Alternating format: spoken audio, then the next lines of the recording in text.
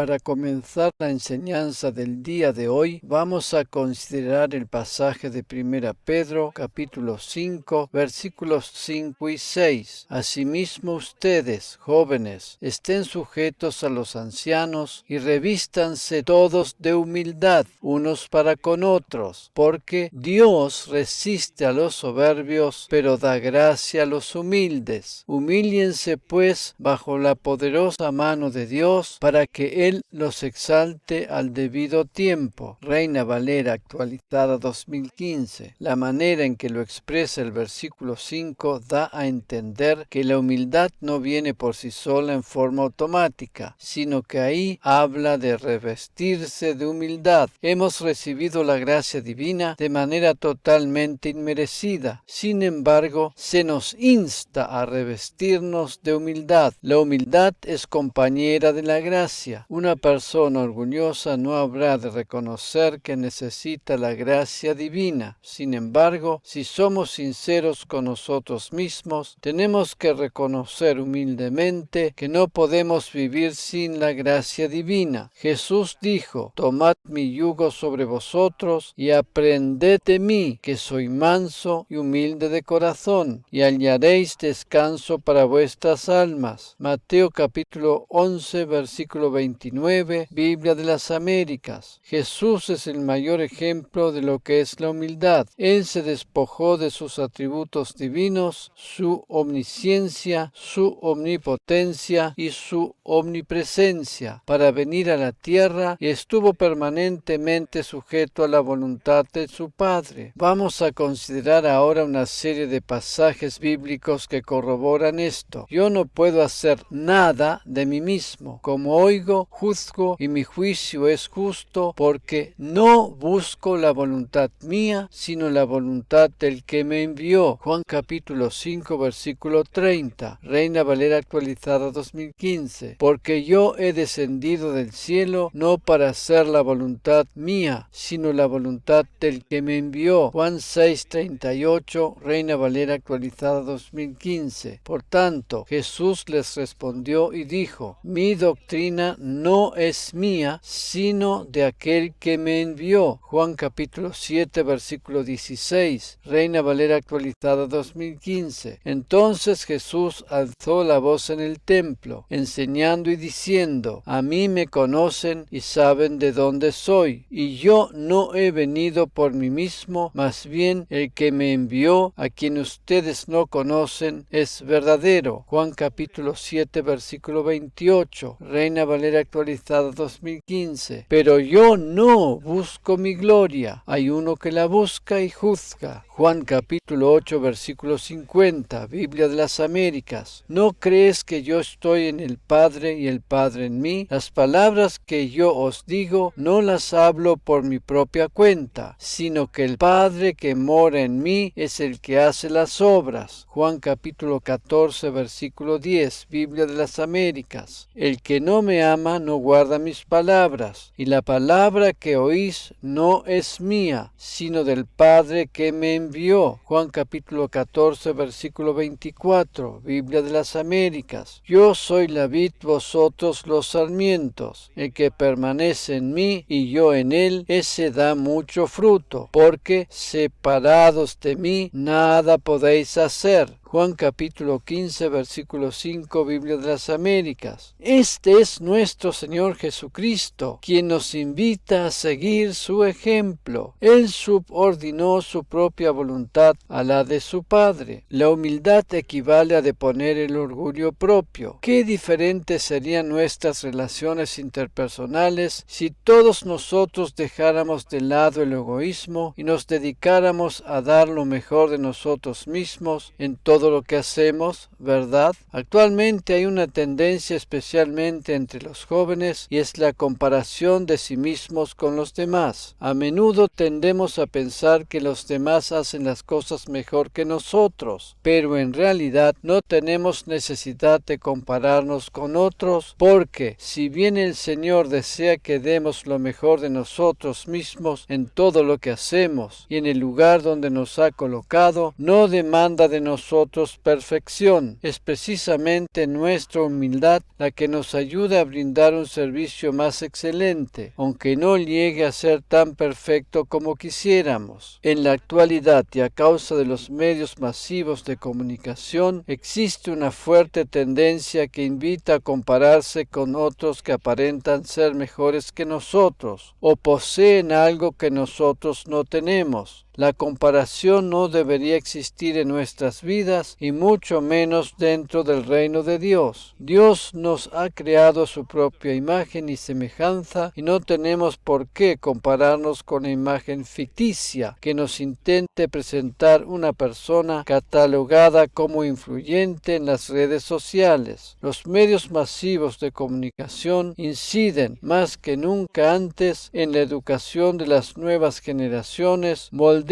sus gustos y tendencias e incluso influyen en la manera en que piensan de sí mismos y cómo se relacionan con sus semejantes. Este es el mayor desafío al que se enfrentan nuestros jóvenes en la actualidad. Especialmente nuestros adolescentes deberían aprender que no tienen que ceder a la influencia de las redes sociales ni intentar buscar allí su identidad. Dios no nos ha creado como una copia de otros, sino como un original. En 1 Juan capítulo 2, versículo 16 leemos: porque todo lo que hay en el mundo, la pasión de la carne, la pasión de los ojos y la arrogancia de la vida, no proviene del Padre, sino del mundo. Biblia de las Américas. Este pasaje muestra claramente las cosas que provienen del mundo y que tienen que ver siempre con la arrogancia. Nosotros como creyentes hemos sido llamados a revestirnos de humildad, como habíamos leído anteriormente, y a actuar en una actitud de servicio a los demás. En Mateo capítulo 23, versículos 11 y 12, leemos las palabras de Jesús: pero el mayor de vosotros será vuestro servidor, y cualquiera que se ensalce será humillado, y cualquiera que se humille será ensalzado. Biblia de las Américas. Esta es la máxima definición de lo que es la humildad. La humildad está al servicio de los demás. El secreto de la humildad es el servicio. Jesús, el ejemplo máximo de la humildad, no vino al mundo para ser servido, sino para servir. ¿Cómo podemos crecer en humildad? Vamos a considerar un par de ejemplos. Primero, aprovechemos cada oportunidad que tengamos para considerar a nuestro prójimo más importante que a nosotros mismos. Segundo, consideremos cada situación en la que nos tengamos que humillar como una oportunidad para ver la gracia divina que nos ayuda a aprender algo. Tengamos en cuenta que la humildad no tiene nada que ver con la pobreza y mucho menos con complejo de inferioridad. Ser humilde no significa tener que tolerar una situación miserable, ni tampoco debilidad, y mucho menos debilidad espiritual. Ser humilde no tiene nada que ver con el chivo expiatorio de todos los demás o el que tenga que cargar las culpas de los errores ajenos. Una persona humilde se alegra cuando otra persona es favorecida, cuando alguien posee más que ella misma, cuando ve que otro puede adquirir algo mayor o más caro de lo que ella misma está en condiciones de pagar, cuando otro recibe algo que ella misma está deseando recibir hace largo tiempo, cuando alguien tiene una unción mayor o cuando alguien experimenta un tipo de milagro que ella misma está deseando recibir, etc. Estos son algunos ejemplos donde podemos medir nuestro nivel de humildad. Otro aspecto que muestra nuestro grado de humildad se pone de manifiesto cuando somos corregidos o se nos llama la atención por algo que hemos hecho y tal vez no salió tan bien como era de esperar. ¿Nos cuesta aceptar la corrección? ¿Estamos dispuestos a evaluar la opinión de otros o nos ofendemos considerándola solo como una crítica negativa? ¿Somos rápidos para justificarnos sin tener en cuenta lo que se nos está diciendo? ¿Estamos agradecidos por ser corregidos sabiendo que esto nos va a ayudar? ¿Qué sucede cuando quedamos mal parados delante de los demás o hemos sufrido un notable menoscabo en público? ¿Cómo nos sentimos cuando somos ignorados o ¿O cuando los demás no valoran el trabajo o servicio que hacemos? ¿Qué pasa cuando no nos saludan como nos merecemos? ¿Es nuestro ministerio o trabajo sinónimo de nuestra identidad? Si es así, ¿qué sucede si lo perdemos? ¿Cómo reaccionamos cuando tenemos que retroceder en una posición u ocupar un lugar menos importante del que teníamos o deseábamos? Una persona humilde no tendría problemas con esto. Creo que todos nosotros, sin excepción alguna, hemos experimentado algo de esto en alguna oportunidad, ¿verdad? En Lucas capítulo 14, versículos 7 al 11, leemos las palabras de Jesús en relación a la humildad y comenzó a referir una parábola a los invitados, cuando advirtió cómo escogían los lugares de honor a la mesa, diciéndoles: cuando seas invitado por alguno a un banquete de bodas, no tomes el lugar de honor, no sea que él haya invitado a otro más distinguido que tú, y viendo el que te invitó a ti y a él te diga: dale el lugar a éste, y entonces, avergonzado, tengas que irte al último lugar, sino que cuando seas invitado, ve y siéntate en el último lugar, para que cuando llegue el que te invitó te diga: amigo, ven más adelante. Entonces serás honrado delante de todos los que se sientan a la mesa contigo, porque todo el que se ensalce será humillado, y el que se humille será ensalzado. Biblia de las Américas. ¿Cómo reaccionamos cuando otra persona recibe el honor o el reconocimiento por algo que nosotros hemos realizado, o cuando nadie agradece nuestro esfuerzo y trabajo? ¿Nos sentimos ofendidos cuando no nos da lugar como esperamos, o entendemos que somos simplemente vasijas útiles en las manos del Señor y que Él utiliza a quien desea y cuando lo desea? Todo el reconocimiento que deseamos o necesitamos lo recibimos primordialmente de su mano y no de los hombres. A menudo nuestras expectativas no son satisfechas como deseamos o esperamos, y eso nos hace sentir defraudados. Sin embargo, el Señor nunca jamás nos defrauda y recompensa debidamente nuestra tarea. Vamos a considerar ahora algunos ejemplos en relación a personajes bíblicos. En Números capítulo 12, versículo 3, leemos: Moisés era un hombre muy humilde, más que cualquier otro hombre sobre la faz de la tierra. Biblia de las Américas. Moisés no había sido siempre tan humilde. Por el contrario, durante los primeros 40 años de su vida y como futuro príncipe, había recibido preparación y estudio en la cultura egipcia, y esta no era precisamente exenta de arrogancia. En Hechos capítulo 7, versículo 22, leemos en la versión Biblia de las Américas: y Moisés fue instruido en toda la sabiduría de los egipcios, y era un hombre poderoso en palabras y en hechos. Siendo ya adulto y viendo que un egipcio golpeaba a uno de sus compatriotas hebreo, intentó hacer justicia por sus propias manos y tuvo que huir de delante del faraón. En Éxodo capítulo 2, versículo 12 leemos: entonces miró alrededor y cuando vio que no había nadie, mató al egipcio y lo escondió en la arena. Biblia de las Américas. A raíz de este incidente y a causa del temor por haber sido descubierto, habitó 40 años en el desierto desempeñándose como pastor de ovejas. Durante ese tiempo aprendió algo muy importante que no había aprendido mientras estaba en el palacio como hijo de la hija de Faraón. Para él, quien se había criado como el príncipe de Egipto, la tarea de pastorear las ovejas fue muy humillante, pero eso le ayudó a modelar su carácter. Durante los primeros 40 años de su vida, Dios no le podía haber pedido que liberara a su pueblo de la esclavitud egipcia, pero ahora, en esta segunda etapa de su vida, en donde había aprendido humildad, era posible. Ver Éxodo capítulo 3. Su cambio había sido tan radical que la Biblia habla de él como un hombre muy manso y humilde, e incluso más que todos los hombres que había sobre la tierra en aquel tiempo. Moisés fue la persona más humilde que existió en aquel tiempo y a la vez el más usado por Dios, pues fue quien sacó a todo el pueblo de Israel de la esclavitud egipcia. La humildad produce exaltación. Por otra parte, el orgullo, la contrapartida de la humildad, conduce a la caída. Precisamente el orgullo era el mayor problema que tenía Job, y en especial cuando las cosas no funcionaban como él deseaba o esperaba. La Biblia nos habla de todas las peripecias que pasó durante una determinada etapa de su vida. En Job capítulo 7, versículo 11, leemos: Por tanto, no refrenaré mi boca, hablaré en la angustia de mi espíritu, me quejaré en la amargura de mi alma. Biblia de las Américas. La traducción Dios habla hoy 2002 lo expresa de la siguiente manera: por eso no puedo quedarme callado. En mi dolor y amargura voy a dar rienda suelta a mis quejas. Desde aquí en adelante, capítulo tras capítulo, encontramos todo lo que dijo Job acusando a Dios por lo que le sucedió. Una persona que se atreve a acusar a Dios es una persona orgullosa. Con estas palabras, Job estaba decidido a decir todo lo que le venía a la boca en contra de Dios sin medir las consecuencias. Si bien se puede entender que él se encontraba desanimado y atribulado a causa de la enfermedad que lo aquejaba, eso no le daba derecho a acusar a Dios. Él dijo: me quejaré en la amargura de mi alma, y allí comenzó su larga lista de murmuraciones. Dios desea sanar nuestra alma herida. Por esa razón, no debemos permitirnos dar rienda suelta a las emociones negativas que allí se anidan. Por el contrario, en el Salmo 103, el rey David nos aconseja: bendice, oh alma mía, al Señor. Bendiga todo mi ser su santo nombre. Bendice, oh alma mía, al Señor, y no olvides ninguno de sus beneficios. Él es quien perdona todas tus iniquidades, el que sana todas tus dolencias, el que rescata del hoyo tu vida y el que te corona de favores y de misericordia, el que sacia con bien tus anhelos de modo que te rejuvenezcas como el águila. El Señor es quien hace justicia y derecho a todos los que padecen violencia. Reina Valera actualizada 2015. Cuando estamos atribulados por alguna situación adversa, nuestra alma tiende siempre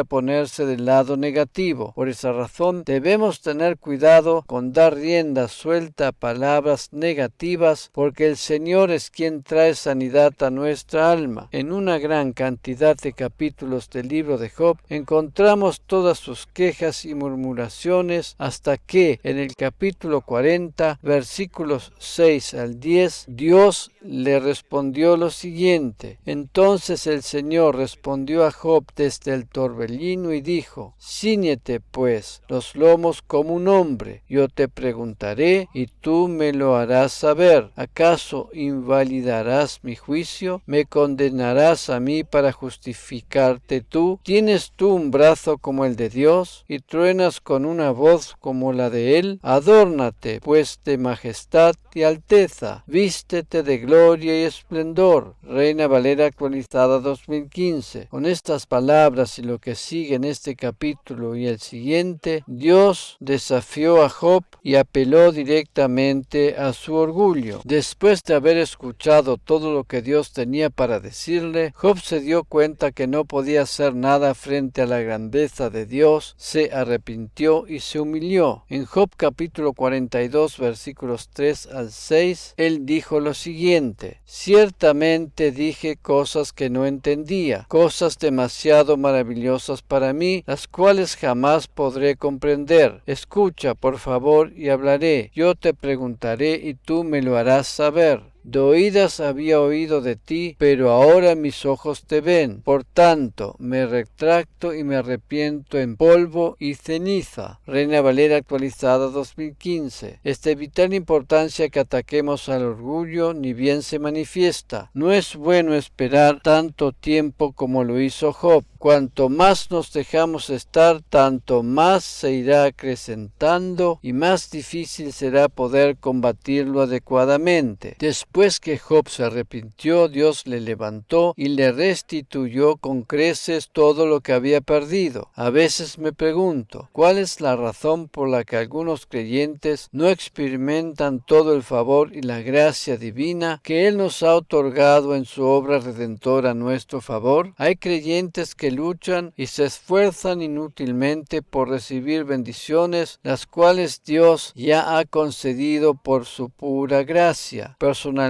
creo que el orgullo juega un papel importante en toda esta cuestión. En Santiago capítulo 4 versículo 6 leemos: pero Él da mayor gracia. Por eso dice: Dios resiste a los soberbios, pero da gracia a los humildes. Biblia de las Américas. Si tú tienes la impresión que no recibes suficiente gracia y favor de Dios, aun a pesar de conocer todos los pasajes bíblicos que hablan de ello, tendrás que analizar si tal vez tu problema pueda tener que ver con el orgullo. No es mi intención herirte con estas palabras. Por el contrario, mi deseo es ayudarte a crecer en la gracia. Por favor, no tomes esto como una crítica negativa ni te sientas condenado por ello, sino tómalo como un consejo de mi parte y permite que el Señor te abra los ojos para descubrir la bendición de la humildad. Otro personaje de la Biblia en relación al tema de la humildad fue el apóstol Pablo. En 2 Corintios capítulo 12 versículos 7 al 9 leemos lo siguiente en la versión Reina Valera actualizada 2015: y para que no me enaltezca sobremanera por la grandeza de las revelaciones, me ha sido dado un aguijón en la carne, un mensajero de Satanás que me abofetee para que no me enaltezca. En cuanto a esto, 3 veces he rogado al Señor que lo quite de mí, y me ha dicho: bástate mi gracia, porque mi poder se perfecciona en la debilidad. Por tanto, de buena gana me gloriaré más bien en mis debilidades, para que habite en mí el poder de Cristo. Este es el conocido pasaje que nos habla del aguijón en la carne que tenía Pablo. Hay muchos que interpretan esto como si hubiese sido una enfermedad en su vista, pero esto no tiene nada que ver con una enfermedad, sino con el tema de la humildad. Cuando Pablo hace alusión a la grandeza de las revelaciones, se está refiriendo al mensaje del Evangelio de la gracia, debido a que él había sido el único que había recibido esa revelación, corría el peligro de enorgullecerse. Cuando él se refiere al aguijón en la carne, está hablando metafórica o figurativamente, es decir, está haciendo una comparación en forma tácita. Él utiliza la expresión un aguijón en la carne o en los ojos en referencia a lo que Dios había dicho en Números capítulo 33, versículo 55. Pero si nos echan de delante de ustedes a los habitantes de la tierra, sucederá que los que dejen de ellos serán como aguijones en sus ojos y espinas en sus costados, y los hostilizarán en la tierra que ustedes han de habitar. Reina Valera actualizada 2015. En otras palabras, Dios le estaba diciendo al pueblo de Israel que si no echaban a sus enemigos de la tierra que Él les había dado, estos habrían de estar hostigándolos permanentemente, y para expresarlo más gráficamente, les dijo que habrían de ser como aguijones en sus ojos, espinas en sus costados. Dios no les dijo con esto que sus enemigos les habrían de ocasionar enfermedades en la vista o en el hígado. Esta es una expresión figurativa para representar problemas o dificultades. Por tanto, ahora entendemos que Pablo no se refiere a una enfermedad o dolencia física, sino determinados problemas o dificultades por los que tuvo que pasar y que le ayudaron a mantenerse humilde. Pablo utilizó la expresión para que no me enaltezca. De acuerdo al diccionario bíblico Strong en español, el verbo que en nuestro idioma se traduce como enaltecer es el término griego huperai romai, Strong